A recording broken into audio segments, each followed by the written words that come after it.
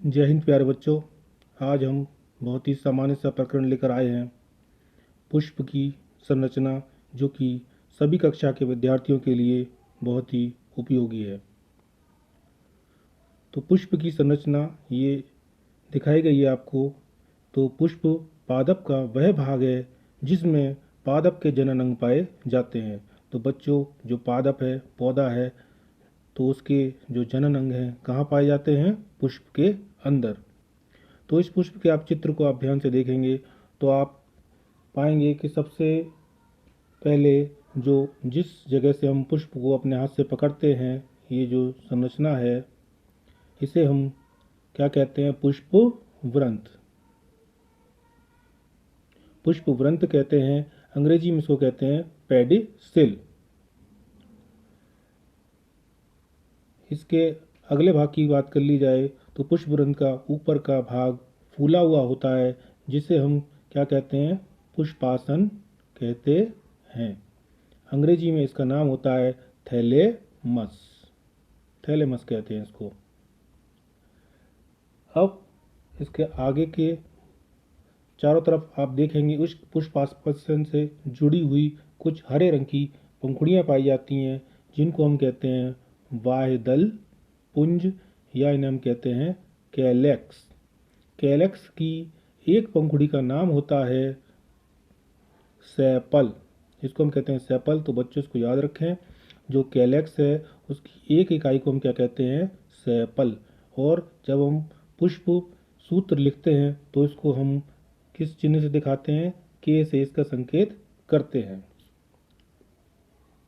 इसके बाद बच्चों फूल में जो अगला चक्र आता है पंखुड़ियाँ का, जो कि हरे रंग के अलावा अन्य रंग का होता है, लाल रंग का होता है, पीले रंग का होता है, गुलाबी होता है, बैंगनी हो सकता है, किसी भी रंग का हो सकता है, उसे हम कहते हैं दल पुंज। या अंग्रेजी में इसके लिए हमने शब्द यूज़ किया जाता है कोरोला। और कोरोला की जो एक इकाई है उसका नाम है पेटल। तो बच्चों इसको बहुत याद रखें ध्यान से कि कोरोला की इकाई क्या है? पेटल। और कैलक्स की इकाई क्या है? सेपल।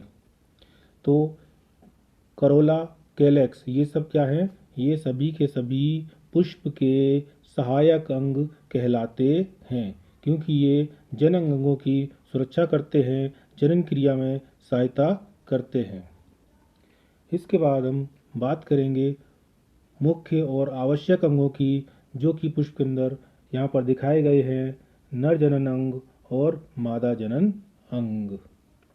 ये नर जनन अंग, मादा जनन अंग जो हैं, एक फूल में भी हो सकते हैं या अलग अलग फूलों में भी मौजूद हो सकते हैं। कुछ फूल ऐसे होते हैं जिनके अंदर केवल नर जनन अंग पाए जाते हैं। कुछ फूल ऐसे होते हैं जिनके अंदर केवल मादा जनन अंग पाए जाते हैं। तो जिसके अंदर नर जनन अंग पाए जाएंगे वो हो जाएगा नर फूल, और जिसके अंदर मादा जनन अंग पाए जाएंगे वो हो जाएगा मादा फूल या मादा पुष्प। तो हम बात करते हैं नर जनन अंग की। तो नर जनन अंग जो होते हैं पुष्प में, आप देखेंगे इसके आधार से जुड़े हुए माचिस की तीलियों के आकार की दंडिकाएं पाई जाती हैं, और उनके ऊपर घुंडी बनी रहती है, जिन्हें हम कहते हैं पराग कोश। और जो दंडिकाएं हैं उनको हम कहते हैं पुन तंतु, या अंग्रेजी में फिलामेंट। और जो ऊपर का फूला हुआ भाग है उसे हम कहते हैं एंथर। पराग कोश के अंदर क्या बनते हैं? परागकण का निर्माण होता है। परागकोश और पुंतंतु मिलकर क्या बनाते हैं? पुंकेसर। और ऐसे कई सारे पुंकेसर मिलकर बनाते हैं पुमंग, या इसे अंग्रेजी में कहते हैं स्टेमिन। इसके लिए अंग्रेजी में शब्द प्रयोग किया जाता है, स्टेमिन किया जाता है। बच्चों, ये स्टेमिन को ही हम क्या कहते हैं? नर जनन अंग, या इसे अंग्रेजी में शब्द दिया जाता है एंड्रोसियम। तो इसको आप लोग याद रखें, और इसको ए से सांकेतिक किया जाता है। इसके बाद हम बात करते हैं मादा जनन अंग की। तो मादा जनन अंग पुष्प के बीच में बिल्कुल एक फूला उभरा हुआ भाग पाया जाता है, जिसे हम कहते हैं मादा जनन अंग। इस अंग में क्या होता है? नीचे का जो फूला हुआ भाग जो होता है वह कहलाता है अंडाशय। ये जो भाग है जो मैं गोले में दिखा रहा हूँ, इतना भाग क्या कहलाता है?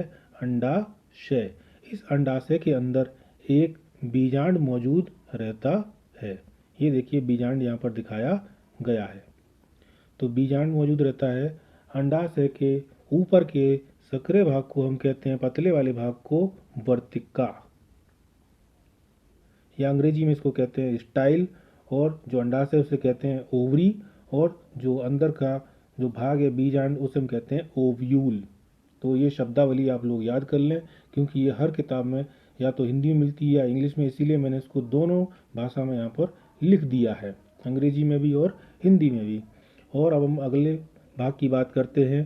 तो ये जो अंडाशय का सबसे ऊपर का जो भाग है ये क्या कहलाता है, वर्तिकाग्र। ये काफ़ी थोड़ा सा चौड़ा भाग होता है और ज़्यादातर पुष्पों में ये चिपचिपा भाग होता है, क्योंकि इसमें जो परागकण हैं वो क्या करते हैं, यहाँ से आकर इस पर चिपक जाते हैं, जिसकी वजह से परागण की क्रिया इसमें संपन्न होती है।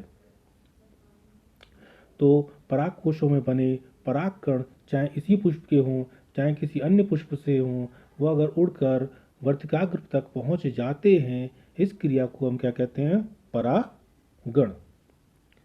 तो इस तरीके से एक वर्तिका, वर्तिकाग्र, अंडाशय, बीजांड, ये सब मिलकर क्या बनाते हैं, एक इकाई बनाते हैं, जिसको हम कहते हैं अंडप, या अंग्रेजी में एक शब्द प्रयोग करते हैं इसके लिए, कार्पल।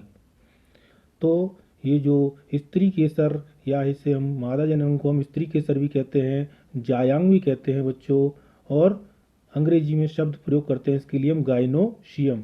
तो ये जो मादा जनन अंग है एक अंडप से मिलकर भी बना हो सकता है और एक से अधिक अंडपों से मिलकर भी बना हो सकता है। जैसे कि आपने देखा होगा गुड़ैल के फूल में, अगर आपने उसकी ओवरी को देखा होगा, उसका जब आप सेक्शन काटेंगे तो आपको पता चलेगा कि वो 5 अंडपों से मिलकर बनी होती है। तो बच्चों आप इनकी शब्दावली को ध्यान से अपनी कॉपी में लिख लें और इनको याद कर लें। कोई चीज़ नहीं समझ में आए तो आप कमेंट कर सकते हैं। इसका विस्तृत रूप अगर हम अगले वीडियो में आपको पढ़ाएंगे। तब तक के लिए धन्यवाद।